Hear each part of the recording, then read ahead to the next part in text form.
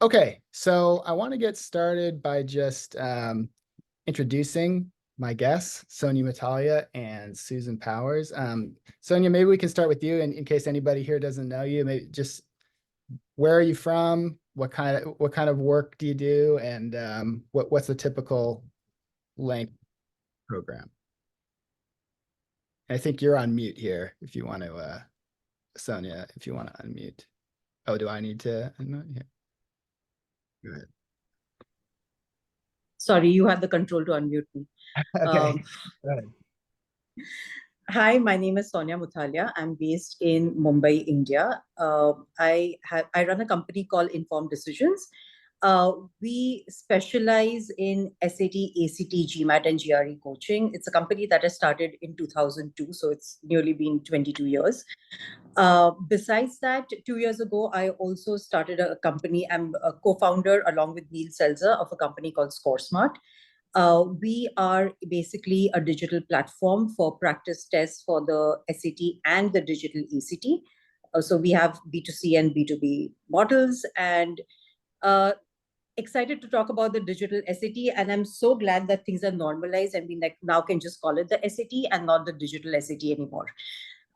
So just a bit about my program. Being in the part of the world that I am, my program tends to be slightly more rigorous, and it is anything from 60 to 120 hours at times. So the time period that we go through is anything from 3 to 6 months with a student. In very rare cases, it goes to 9 months.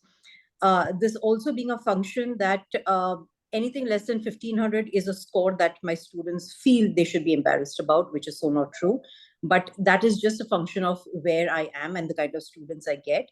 So high scores is definitely what we aim for, and all our resources, all the material that we use, I tend to use a lot of material because practice is something which is just inbuilt within the system. I mean, when a parent comes to me, the first thing they ask me is, okay, what's the process that you're following, and how many practice tests is my child going to be taking?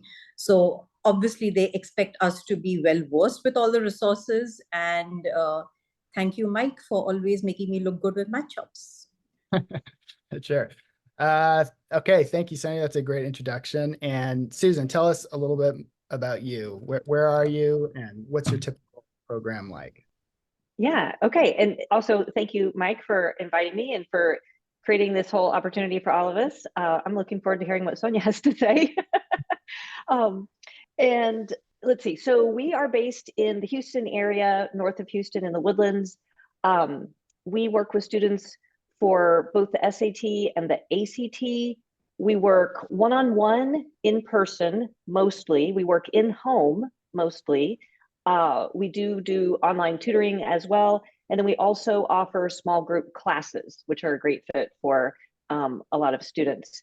Our classes are pretty small. We limit them to 10. So we're really still aiming to have an individualized experience just in a group environment rather than one-on-one. Our program, because we are where we are, is significantly shorter. We are typically looking at 8 weeks for what we think of as the initial prepping for that first exam. And then some families will choose to schedule additional sessions, heading into a second and a third exam, but that's more on a, kind of a one-off basis. We don't really have a typical starting point in terms of scores. We're in a relatively affluent community. We probably skew, higher than median in general, but we certainly get a broad range, 850 through, 1350 starting scores. And the goal scores then, are not necessarily just solid. It's got to be a 1500. Our goal scores are typically improvements of 100 to 200 points, kind of depending on where you're starting and what they're trying to accomplish. Awesome. So Susan, tell me a little bit about the research you've done to prepare for the digital SAT, because I know it was a project you were doing for most of last year, but tell everybody a little bit about what you looked into. Pretty much. Yeah. I was trying to think about that. I guess it's just my nature to want to know everything. So, you know, but when you start out to try to know everything, it's a little bit intimidating. So, yes, probably this time-ish last year, March, April-ish, started to just read everything I could find, bought all of the super sketch books that were available at the time. Started off with just assembling a website for everybody, for students and families and college counselors, just so that they could, you know, be less stressed about this big change that was coming. Once the Bluebook tests were released, we really dug into analyzing the test structure. You know, how many various different question types appeared in each of the Bluebook tests? What order did they come in? We didn't, at that time, we didn't have the difficulty levels, but, you know, just trying to see, okay, what does this kind of look like? And then starting to think about, okay, well, how would we approach this strategically? We analyzed item frequencies. We analyzed, we actually created a list. And yes, this meant we typed them in by hand because we never could figure out a way to do it automated. All of the vocab words that are the, you know, answer choices, and same for transition, to analyze the frequencies to see if there were words that appeared frequently enough that it made sense to have students focus on them. We dug in on the math side to analyze the, you know, question types, but also then the desmosability, which I think should be a word, of all of the Bluebook math questions. And then once we realized it, honestly, Sonia turned us onto this because that was the first feedback that she gave from the March 2023 test was, we got to really dig into Desmos. And I was like, if Sonia says Desmos, I'm on it. So we really started to dig into how to use Desmos. Like I literally like balance my checkbook with Desmos now. So that's probably the most of the research. Once we got the educator question bank, we were able to do some additional research, but by then we were also kind of bogged down with just creating curriculum. Yep. Okay, great. Yeah, we're going to talk a lot more about Desmos and the educator question bank. Sonia, you had to get things going a little bit earlier, a year earlier than the rest of us. I mean, were you able to do a lot of research before that, or did you kind of just have to reply to students? What was your experience? I assume you had to work a lot with the old SAT in order to prepare for the new SAT. Like, what was kind of your experience of that transition? Research is a very refined word for what I think I did at that point, which was scrambling for resources. And I mean, that definitely wasn't any kind of research. So for us, it was crazy because Bluebook, I think, released September, October of 22, and November was when I was going to see my first SAT student. So definitely we had the Bluebook, but we didn't have any resources. And I don't believe in, we really didn't go back to so much of the old SAT. I don't feel on a difficulty level and logic, most of it is relevant, even where math is concerned. So we didn't go on that. The minute I saw the first Bluebook test, I knew this was too easy. There was no way international students are going to be given that difficulty level. I reached out. I think, Mike, you were one of the first people I reached out, and I told you, I said, please get something in place. Even if you're going to see it a year and a half from now, my kids are going to see it in 3-4 months. Please get me something. And thank you for your response and getting it so quickly on the platform. But besides that, I think I was blessed because of ScoreSmart. We already had a content company as a partner. In fact, we have multiple content companies, but one of them also creates workbooks and curriculum. And they really saw to it that by Jan, I had a full-fledged curriculum and question bank and everything ready. So we kind of, I think for March, we were really scrambling because ScoreSmart had its test on the platform only by 1st of March. And in less than 2 weeks, we had the test going. So I know there were certain things that, I would say it was a mistake. There were certain things that we missed for the March attempt, which we did definitely improve during the May. Again, I felt we missed a few things, but by June, we had it all in place, and then it's just been smooth sailing. And I think the webinar that NTPA did, I think that was a brilliant idea to do that webinar just after the March attempt. And I did point out 2 things that we really made a mistake on, is not telling our students how, we ourselves didn't realize how important the Desmos is going to be at that point. So at that point, we really didn't even stress upon the desk mouse. We just told them, okay, just carry whatever calculator you're carrying and you'll be just fine. And we didn't tell them how to expect the pacing, that the fact that most of the students who hit the hard section found it difficult to pace themselves and were running out of time. So these were the two learning points for us from the March SAT, which then we did a lot of research on. But I would say until 3 months ago, now is when everyone knows the US rollout is happening and everyone is publishing the material. But we have still been in the dark for 9 months, but I think we've done a pretty good job with that. Yeah, excellent. I want to circle back to the pacing later too. Before I do that, I'm going to drop a form in the chat. We're going to do more of these in the future, and I want to get just some feedback from you guys on what you might want to see. So if I'm talking too much and you're bored, you can go over to the forum and answer this and then come back when. Okay, so I want to start with the Bluebook tests. There are only 4 right now. We've been promised 2 more, not sure when they're going to come back. How are you guys deploying them? And maybe I'll start with you, Sonia, because your situation is maybe a more extreme version of what we're all dealing with, which is we'd love to have a Bluebook for every week but we don't. So what do you front load them? Do you save them all until right before the test? Like how are you deploying those exactly? So I have now seen it complete what we call a test prep cycle, right? Because we saw the entire academic year for the digital SAT. When we saw the Bluebook test, number one, we knew it's a marketing gig. There was no way that test was ever going to be of that difficulty level. So typically my students do 10 practice tests before the first attempt. So the way we do it is that we give them the first test, but we tell them, we are not going to pay attention to the score. We don't want you to pay attention to the score. It is just for you to understand the format and just get used to the entire interface and be comfortable with it.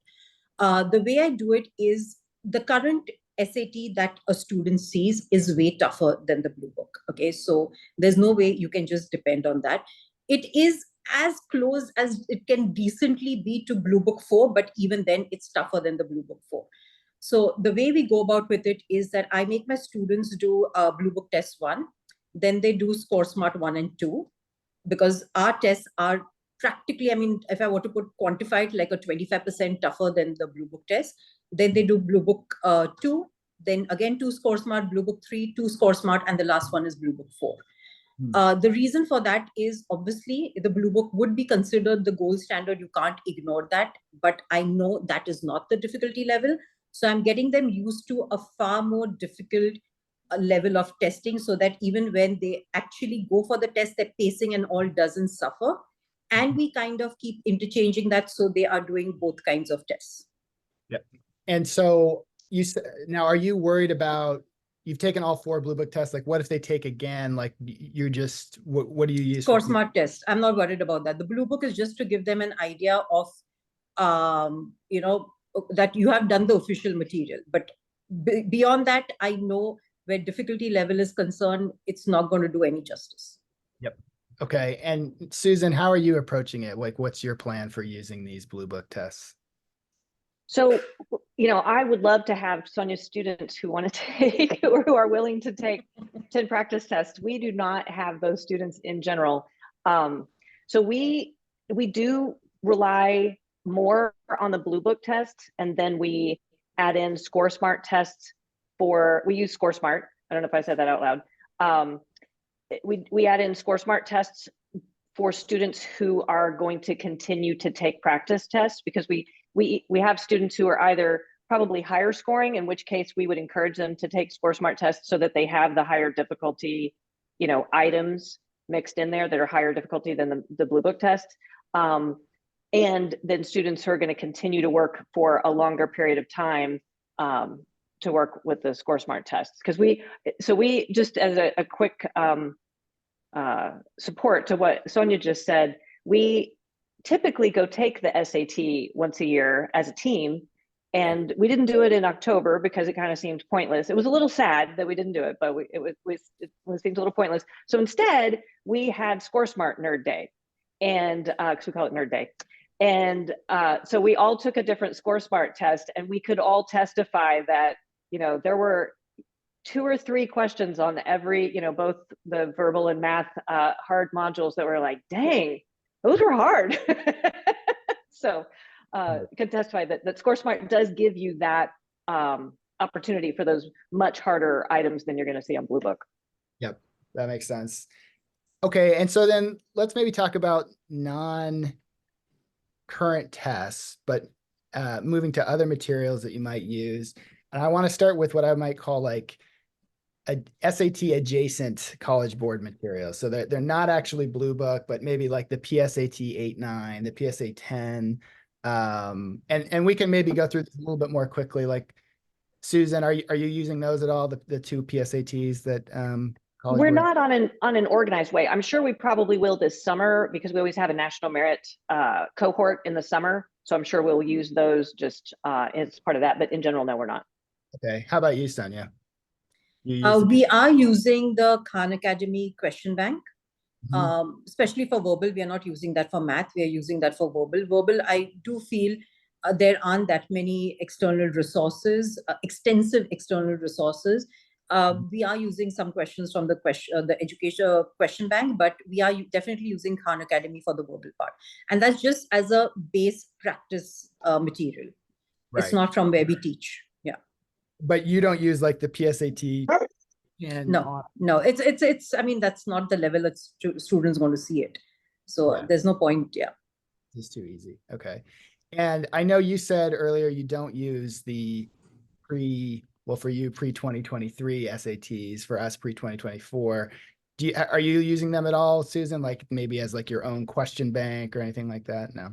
No, we also are using the educator question bank, and there's about 2,000 questions. And then if you take out the questions that are from the 4 current Bluebooks, we took all of those remaining questions and turned them into about 200 quizzes. So we created Google quizzes. So we have about 100 verbal quizzes and about 100 math quizzes. Okay. And how are you using those quizzes? Like, do you have a certain number that you would assign each week, or is it just at tutor's discretion? Like, oh, you missed this. Yeah. It is tutor's discretion, because, a student who's at whatever, a 900, can kind of handle one workload, and a student who's maybe at 1,300 can probably handle a different workload. So it is depending on what they're missing, but, we're hoping that they're doing at least, 4 to 6 of those quizzes every week, in addition to other materials. Yep. And Sonia, do you have any drills like that, or that you use in a formal way, or is it just kind of like we have this educator question bank? If a student needs help with, a particular, boundaries or whatever, then is that sort of how do you use it exactly in sessions and homework? So the educator question bank and the Khan Academy is used as I said, as practice after we've taught them the concepts. So this definitely goes as topic-wise practice. When we want to give them extra practice, just to make sure that they are doing well in those type of questions. And yeah, so we haven't made them into quizzes. I think that's a great idea what Susan's done, but we just basically use it the way it is. Okay.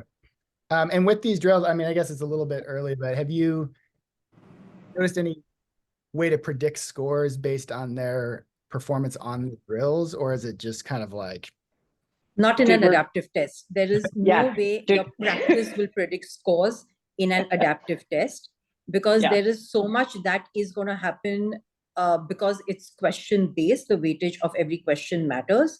So there is no practice which can tell you, okay, this accuracy means this score. No, that doesn't. Yeah. But I'm happy to tell you that, and I think I've mentioned this to you earlier also, where, I mean, I know we'll go to Mathchops a bit later, but since you're talking about predicting scores, we've noticed the level challenge, because there's a fixed way that I make my students do Mathchops, and I know that works, is wherever they end up a week prior to the test on the level challenge, that's the score they get. Well, we can go to Mathchops now. I'll never stop. So maybe you can tell people, because you were one of the first users and you use it really well. Maybe you can tell people how, and then we'll go to you after this, of course, Susan, how you how you assign it and how you integrate it in the sessions. Like, how are you using it exactly? Okay, so I'm going to tell you how I do it for DSAT, because how I do it for ACT is completely different now. What I have noticed in DSAT, and the reason I know it works is because DSAT, the questions are, you are going to be as good as your fundamentals. If your fundamentals of a student are strong enough, you're going to crack that test and get that 750 plus. I mean, 780 to 800 is pretty straightforward to get in the digital SAT. For that, get your fundamentals right, and then you understand how to work with the logic. But if your fundamentals are not strong enough, that logic is never coming to you. So the minute we start, as I said, I do spend a lot of time in teaching the students the entire curriculum, the syllabus, or whatever chapters are required. As we are teaching them, the minute we finish with arithmetic, we put them onto the category challenges. So level challenge is something that they have to do once a week. In the beginning, as they start finishing learning certain chapters, they have to get onto the category challenge and start from the first level and keep building up on that. So by the time their curriculum is done, they are nearly 75% done with the category challenges, and we keep insisting that they finish that off for sure. All my students who are in the 780 to 800 range, and touchwood, we've got 60% of our kids fall in that range, are students who have finished all the category challenges. And they do say that the familiarity of the questions is what helps them even during the actual test. After that, I'm like, once that's done, you can play whatever games you want. So level challenge once a week, predict your score once in 15 days. Category challenge is a must. Otherwise, I'm going to be screaming at them definitely, because I keep checking my admin panel once a week and see what's happening with all the students. And then you play as many games as you want. So for math practice, I know we are set. I wish we had something like that for the English practice. As of now, we don't. That, and considering the practice tests they're anyways doing at a higher level, I think we are good. Yeah. Well, we may have something for you in the future. We're working on it. But just to reiterate, so you will kind of check on things during the week, you check on things during the session, but you yourself are not doing like a ton of work in terms of like creating Mathchops quizzes or anything like that. I teach them how to do the quizzes. So understand one thing, that the teaching of the curriculum is where we spend a lot of time with the students, and that's a different resource that I use. Mathchops is purely as practice when the weekend practice tests are happening, because we do a mock every weekend. Through the week, we ask them to do Mathchops, which is a practice that we assign to them. And obviously, I check whether it's done or not once a week. And then whenever, whatever doubts they may be having, whatever questions they may get incorrect, or they want to clarify concepts on those questions, my tutors and I, we sit with them once a week and do those. I don't like none of the resources, the explanatory answers are something that we use. All our students sit with us for any incorrect questions, but so the practice is basically assigned to them. Yeah. It's not as if it's happening during a session. Right. Okay, but great. They have to do about 200 250 questions a week. Oh, that's good. I like that. Okay, so Susan, maybe I'll ask you the same question. How are you using Mathchops? Like, how do you assign it? What do you do during sessions? Like, how are you integrating it? Oh, or Susan, if you want to go ahead. Has to unmute. Okay. Let's see. Well, There we go. I think I'm unmuted now. My assistant's dog was barking, so I've muted for a moment. Well, first of all, I think I'd like to move to India, because I would like to have students who are going to do 250 Mathchops questions a week. Honestly, that is amazing. Susan, I'm just going to stop you there. 40% of my kids are international students, but again, they are Indians living abroad. So yeah, there is that common thread. So the way we use Mathchops is it's similar, but not as, I guess to use the phrase hardcore, because, our students just frankly are not going to do that much practice. I wish they would, but they just don't. So we start them off with the level challenge, the onboarding level challenge. And then we kind of think of it as a laddering concept. So, do the level challenge 3 or 4 times, after you've done the onboarding one, so that you have enough data to kind of look at which categories are the ones that are the ones tripping you up. Start with those category challenges. We typically tell students, if you're at a, whatever, 600, then, start with the level challenge that's right below that, so that you can kind of build up into the higher level category challenge before you go back and take the level challenge. So they're kind of laddering back and forth. And I guess the other thing that we really encourage them to, and I don't think that's particularly groundbreaking, but the thing that we do encourage them to do is star every question that they're not sure about. So it doesn't matter whether you get it right or wrong. But getting it right or wrong is important, but not the driving factor. We want them to star all those questions because we do want them to go back and make starred quizzes. Because sometimes, you're okay with a particular category, but there's this one question type, like the wording, or you just don't remember the thing, and you just need to work on that one kind of question stem. And so if you star all of those items, then it makes it easy to make those starred quizzes. Yep. Yeah, that's great. And I'll say, I mean, obviously it's great if students do 200 questions a week. Sometimes my students will do that, but I think even if you can get them to do 50 or 100 pretty consistently, Yeah. you're definitely gonna see a benefit. Claire had a quick question for you, Sonia. How many games a week do you think the average student is playing for you? Or do you track that? You might not. I don't, I honestly don't track the games. For me, what's important is, have you completed the category challenges? I really don't think tutors are understanding how important those category challenges are, especially for the new SAT. And for me, it's, are you doing the category challenge? Are you regularly doing the level challenge? And that's the only thing that I track. I'm not tracking the games. Yep. And obviously the accuracy, but I'm not tracking the games. Yeah, I'm the same way. I think, category challenges weren't part of the original design of the program, and it was really like a missing piece, and it has totally changed Yeah.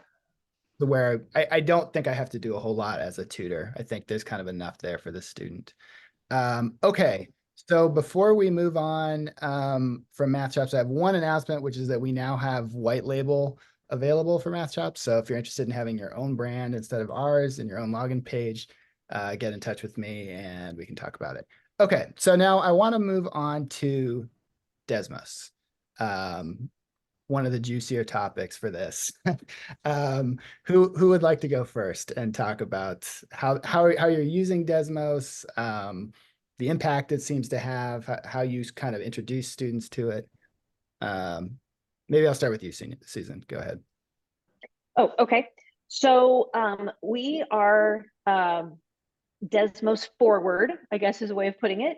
So we start with, we've created a Google slide that has sort of animations embedded in it to show students, first of all, just how to use Desmos. It's not something that people are familiar with in our area.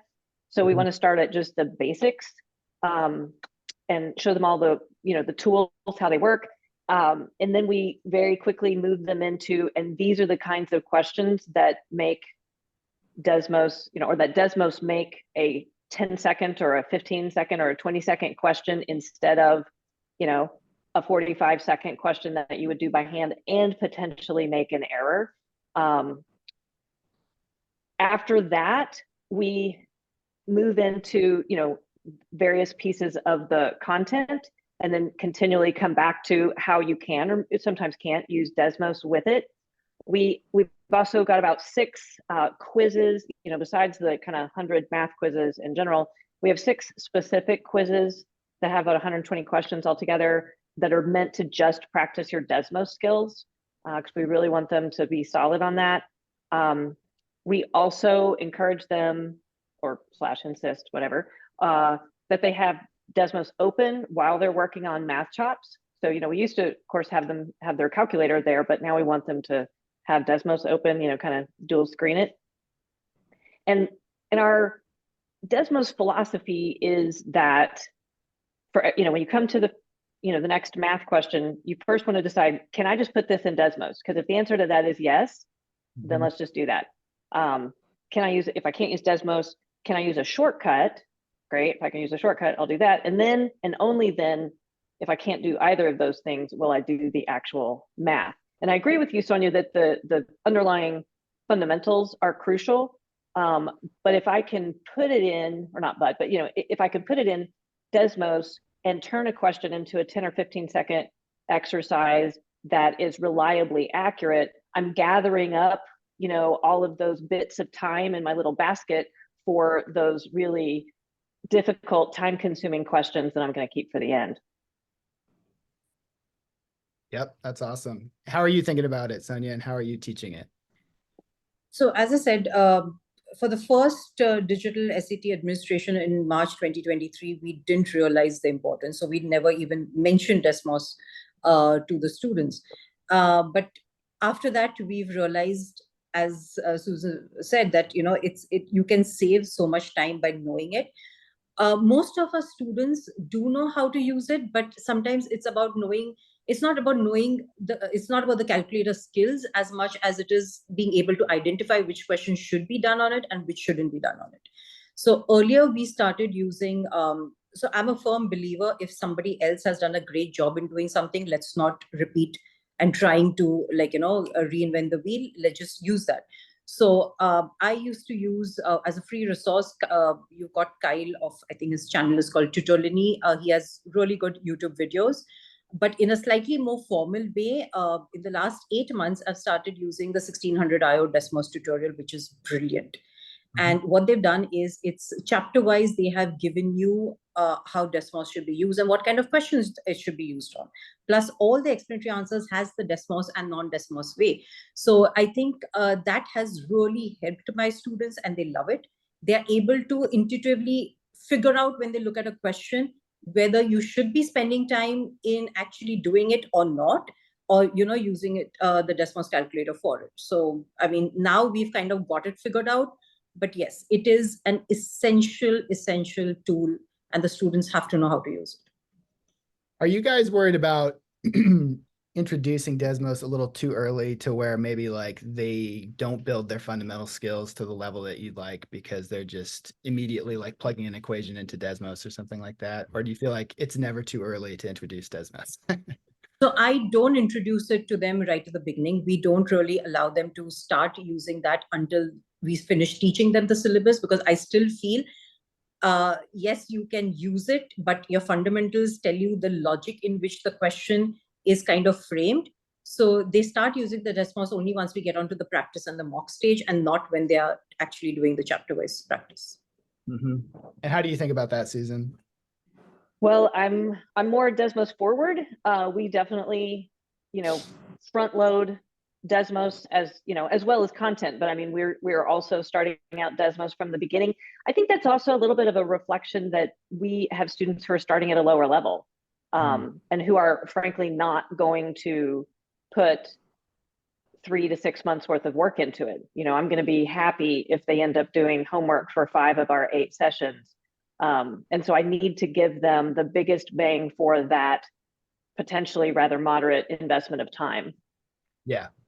Yeah, and it's interesting. I don't know if either of you would have an estimate for this, but I remember particularly on the old SAT, something like picking numbers was a hugely important. You know, if a student didn't know it, maybe that was like 30, maybe 40, maybe even 50 points that they could get just from knowing how to use it. But it seems like Desmos is much more powerful than that. Like I can't think of another thing like that. Maybe teaching, if somehow you had a student that had never learned systems of equations and then you taught it to this, you know, that would have a huge impact. But that's pretty rare. Like so I don't know. I don't even know what my question is, but it just seems like it's just an amazingly important part of this new test. Okay. I think it's the biggest, sorry, but I think it's the biggest change in how we teach math ever. Yeah, it's on this test. Yeah, and if you haven't, Ed has reformulated my question for me in a much better way. How many points is learning Desmos worth? Do you guys have an estimate for that? I think it depends on where you're starting. Yeah. We kind of average, we figured out on an average about 40% at the least, 40% of the questions are directly Desmos related. Right. And It's then, not, I mean, we least. realize it does go to 60% at times, but just to be conservative, 40%. right. And, you know, for some students, they could solve them all in their heads. Some students, none of them. Absolutely. Yeah. Somewhere in there, right? Exactly. Okay, so I want to talk a little bit more about reading and writing. How are you guys thinking about vocabulary? Do you have anybody memorizing vocabulary? Is it just like, look, if you don't know it now, I can't Not help you? required. Okay, yeah. So not required. How are you? Vocabulary is Yeah. just, I mean, we thought at the beginning that that would be required, but more and more as we saw the questions and as students went through the actual test, it's just the context of the meaning which is required, which you will understand if you've been able to critically analyze what you've read. I don't have my kids doing vocabulary at all. Yeah. What do you think, Yeah, Susan? yeah, same. For two reasons. One is there just isn't a cohesive group of words that you could get them to focus on. You know, with the vocabulary analysis that we did on the first 4 blue books, there were like 4 words that occurred more than once. I mean, there just wasn't any kind of noticeable pattern. And so it's just not worth the amount of time. You know, if somebody's going to spend an hour, I have so many more productive things to raise their score more for them to spend that hour on. And I think also to what you just said, Sonia, the real skill to teach them is how to break down the passage, the paragraph, and how to find the transition words and how to notice the patterns and how they've set it up for you to understand what the word means. Yeah. Well, so on that, going a little further on that point, I mean, where are the easy points in the reading writing? Like, so I mean, ACT English, for example, I could say like, you know, various types of punctuation or, you know, subject verb agreement or certain things that just show up, like the specific description type or whatever. Certain things that are just easy points.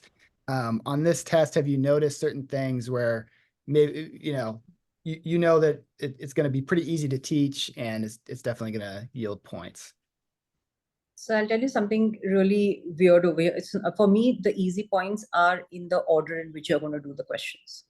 And let me explain that. So the reading and writing, basically, so College Board has really distinguished, especially in this exam, even on the report, their domains for math and for reading and writing. And in reading and writing, you're forced to, and the questions come in that order, and within the domain, they go from easy to hard. So you basically got 4 domains in reading and writing. The first 2 domains are got to do with reading, and the second 2 domains are got to do with writing or grammar. So for us, start with the 3rd domain, go on to the 4th domain, come back to the 1st, and then do the 2nd. Right. And the reason for that is we did, as I said, those few mistakes that we made in March and May were this, because we should have, at least not, we figured that in May, we didn't figure this in March. By the time, what happens is when the students are doing the first 2 domains, which are reading, and they start pacing themselves, thinking that that's the amount of time they're going to take, and they start hurrying through it, knowing the number of questions that are remaining, not realizing that those are the writing questions and that's not going to take them so much time. So they kind of have an imbalance on their pacing, and they're not able to pace themselves because they have not calculated their timing properly. So do the easier part first. Do the ones that are going to take you least amount of time. So do domain 3, domain 4, come back, and then you're doing your writing. And we never had an issue with pacing after that. So the easy points for me is, I mean, the content is fine. The students know their content. It's these small things which they are not going to know unless we teach them that. Yep. Susan, have you noticed any kind of soft targets on the reading and writing? Yeah, so I would concur with what Sonia says in terms of doing the quicker questions first. That's always been a big piece of our, I tend to think of that as like the fundamental idea behind test prep, is just making sure you're maximizing your use of your time. We do it a little bit differently for the verbal. We tell students to go like just go straight to the end, you know, flip up your question navigator and just go to the end, work backwards until you get to what we call reading analysis, which are the, you know, reading comprehension questions. As soon as you get those, then you flip up your question navigator, go to the very front, work through vocab, and now all you have left to do are what we call reading analysis. It's kind of the minimum of number of keystrokes to get through that. So but the idea is the same, to leave the time-consuming questions for the end so that you've gotten all of the easy/quick points. I don't think that we find with the two types of writing questions at the end, the transition questions and the writer's goal questions, that none of them are particularly difficult. Mhm. So that change in difficulty level doesn't really, mitigate against just going to the end and going back. So I would say it just in general, the easy points are the bullet point questions. They're just silly.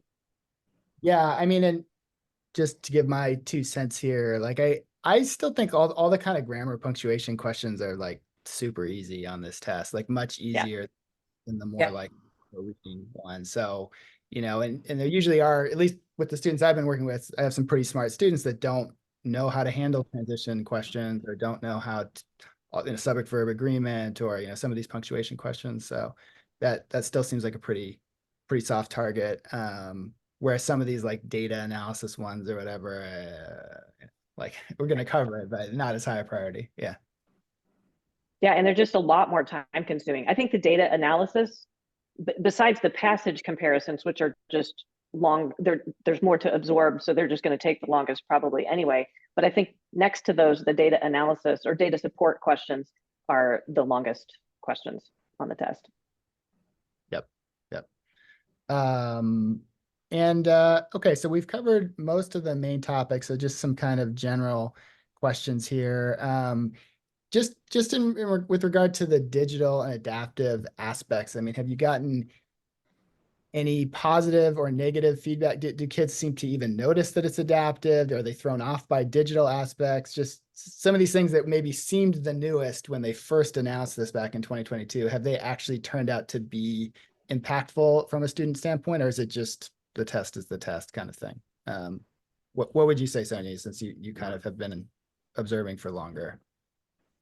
I don't think anyone questioned, oh, it's going to be a new format. I mean, they just knew, okay, from this month, say from March, the new format is, I mean, we are going to be seeing the new format. And are you ready for it? What's my child going to be doing as resources for it? Do you have enough resources? And that also, we just had those questions coming in for the first couple of months, not after that.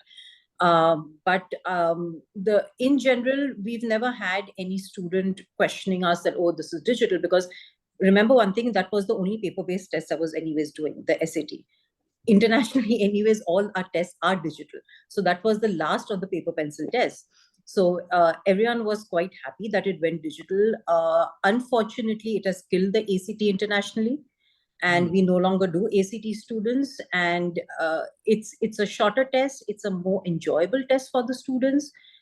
They see getting scores. And this is something that they feel is true. It's not always true. They feel scoring on the SAT is far easier than scoring on the ACT, and it has killed the ACT internationally. And this is not just in India, Europe, Middle East, everywhere. Wow, that's crazy. Susan, what have you noticed with your students and their response to the new format? Well, I think some similarities with Sonia. Students universally love it. I've heard exactly 0 students who didn't think it was less stressful. They all think it is less stressful. Mm-hmm. We did have sort of an interesting time period there between when students here took the PSAT, which was their first exposure to the digital test, and when they got their results back, because we spend a lot of time with families helping them decide between SAT and ACT. And so we're typically encouraging them to take, a full length one of each one, all that sort of thing. And so students who had been working on the ACT in the fall, and so they were just taking the PSAT because that's what you did at school that day, came home and they were like, oh my gosh, this is so much better, and it's less stressful, and less time pressure, and I want to switch to doing the SAT. And we were all like, okay, let's just pump the brakes and let's wait till you get your PSAT scores. And their scores didn't come back in the shiny way that they were expecting, given how it felt when they were taking it. So I think that the College Board has been successful in creating a test that is less stressful, which is wonderful, but it's a little deceptive in terms of your feelings and how your actual scores turn out. Yeah, Absolutely. Yeah. I remember a student coming back and saying, "Yeah, it's shorter. I felt so much less stress. I felt like I was getting more right. I'm definitely switching." I'm like, well, we're missing one piece of information. And he's like, what do you mean?" I'm like, we don't have your score. Like, but yeah, no, that's a good point. Let me see. There's some good questions in the chat here. So let's see. So Claire was asking, how do you talk to students about um, the practice test scores that they're getting when you know they may not be 100% accurate? Like, how do you sort of frame those results? Um, Because so you're we giving, explain right at the beginning, we explain to them what we're expecting from the Blue Book, what we're expecting from ScoreSmart, that the ScoreSmart is going to be tougher tests, and there's a reason for that. And so when all of this is done, when the score comes through, it's pretty clear to them. And we, anyways, if after every test, I sit with them, or my tutors sit with them, and we go through and analyze the test. And it's explained to them that the um, difficulty level is reflected in your score. Because it's adaptive, you may have just missed one question, but if it was a tough question, you're going to obviously drop a higher score as compared to missing a question on a previous test. So I think the communication is key. How you communicate that result and how you explain to them how the system works, I think it's been pretty okay. right. So as long as you tell them up front, this is test one, don't get too excited. Like it, it might be a little higher, or this is Score Smart Test X. It's usually Yeah. pretty set. This is just like good practice, whatever. No, and in fact, for me, right at the beginning, when we start with a student, I always have a meeting with the parents and we explain. I would explain how my course goes, because it is an extremely rigorous course. So they should know what they're signing up for. And in that, we do explain that we are not going to be giving students only tests of what they're going to see on test day. We will make them struggle, but we rather make them struggle with us so that the test day is just, easy enough for them. Yep. Yep. And Susan, have you run into that at all, or Well, we haven't been doing it long enough really to have those kinds of conversations yet. I mean, we worked this past summer with our national merit cohort, who we prepared for both the paper and the digital test. But we're preparing our very first real regular cohort for the March test. So stay tuned. Okay, so I think we have covered a lot of the questions that I had listed. For those of you who haven't filled out the form, if you did like this webinar and you'd like to see more, please fill this out and I'll be happy to host more of them. I would like to open it up for questions. Let me see, maybe if you can raise your hand if you have a question. Let me see here. Or you I can, also had one more thing just to share if go ahead. nobody has a question. Well, I just thought that the digital SAT, after I got through gnashing my teeth that OMG, we're gonna have to do everything differently. I think it really gives all of us an opportunity to try new things,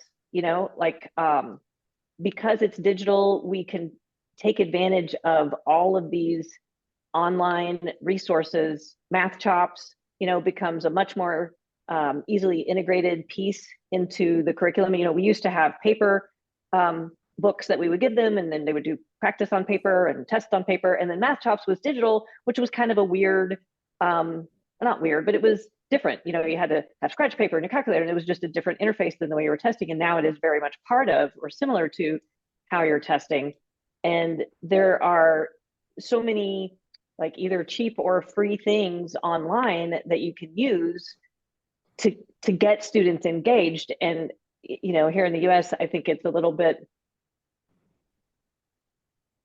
I've looked at it as here's an opportunity to make this more engaging. I hesitate to use the word fun because I'm not necessarily about being fun, but I am engaged, like sort of, how Mathchops has games, like if you can get the student to stay in the practice mode, then they're going to improve more. So, we've tried really hard to reinvent the way we keep them engaged, and the digital element just gives you so many more opportunities to do that. Yeah, and I agree. I know certainly like for myself with Mathchops and having an excuse to go back in and not just add or subtract questions here or there, but like just look at the entire question base and make a new one for the digital SAT. I think it was fun, and I think, ultimately a better product. So I think that was good. Marina has a No, really good. and you, Mike, you forget yours is the only practice software, adaptive software designed for an adaptive test. So, I Yes. mean, you went adaptive before the world realized what adaptive should be. So, Thank you He's for OG adaptive. completely. So Marina has a really good question about scrap paper. How have you been coaching students on how or how not to use scrap Oh, paper? we actually have a strategy session on that. Scratch paper has never ever been as important as it is in the digital world. So, as I said, SAT was the only paper-based test I was tutoring because for me, GMAT, GRE, ACT were anyways digital. And 2023 was a strange year because I saw a new format of SAT, of GMAT, and of GRE because all three changed in that 1 year. Scratch paper, extremely important because what you see, I mean, everyone's used to, you may be a different kind of a learner. Either you're a visual learner, like I know, I learned, I process things better once I have written it down. So it's extremely important that when the questions require so much of logical and critical analysis, you are writing down your key elements. You are writing down the key issues that you're seeing within the question, whether it's reading, writing, or it's math. So organizing your data as points on scratch paper, especially there's a certain strategy we teach our students whereby you're converting math sentences into equations or converting that into data, and that's what goes on scratch paper. So by the time you finish reading the question, you actually have an equation in front of you. So scratch paper, super, super important. And Susan, have you been integrating that or? Yeah, we give students a notebook that is like 60 pages of blank 8.5 by 11 pages that are bound together so that they can use that scratch paper for all of their practice and all of their practice tests. And that way we have something to look at when we're, in session and talking about how did it go? Because normally we used to have had, paper books and you could look at their scratch work, but now we don't. So we're trying to give them a place where it will stay all together. There was an interesting, Marina, there was an interesting conversation in the Bluebook deconstruction yesterday on the verbal side, using the annotation tool versus scrap paper on the verbal side of the test. So that's just another kind of interesting thing to think about. We're kind of all in for the digital screen using the annotation tool and typing your notes on the screen so that your focus stays in the one place. But there was another equally vocal cohort who really felt like scratch paper was the way to go for the verbal side as well. Scratch paper all the way. The annotation tool just takes so long. It's so time consuming. Scratch paper all the way. I mean, I don't know why it's even there. And Ed is wondering, do you guys like divide the scratch paper into sections? Like, do you have squares on the paper?